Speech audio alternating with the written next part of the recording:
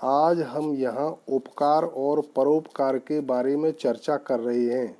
उपकार करना, दूसरों के प्रति आदर भाव दिखाना और परोपकार करना हमारे जीवन में कितना अनिवार्य और आवश्यक है, इसके बारे में ग्रंथों में बहुत कुछ लिखा हुआ है।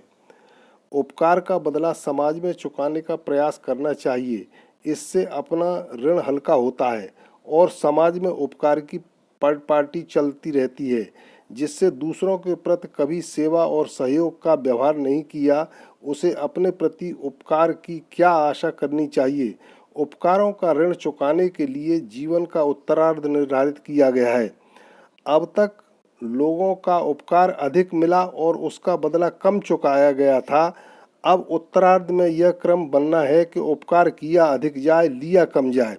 हिसाब तभी तो बराबर होगा, अन्यथा जीवन के अंत तक यह दूसरों की उदारता का लाभ ही अधिकाधिक मात्रा में लेते रहा गया, बदला न चुका तो ऋण इतना अधिक चढ़ जाएगा कि शरीर त्यागने का अवसर आने तक उसका भार असहनीय दिखाई देने लगेगा। प्रभु को किसी की भी वस्तु की कमी नहीं है और न किसी की चाह है।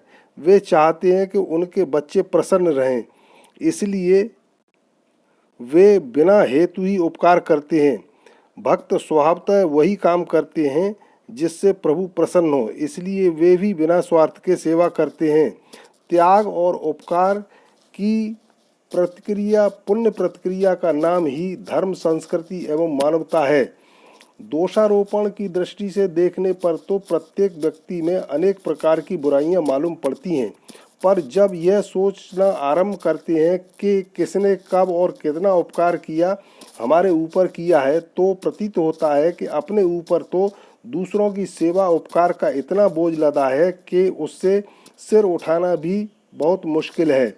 इसलिए हमें निरंतर अपने जीवन में परोपकार, सेवा, उदारता, उपकार का आवश्यक रूप से ध्यान रखना चाहिए।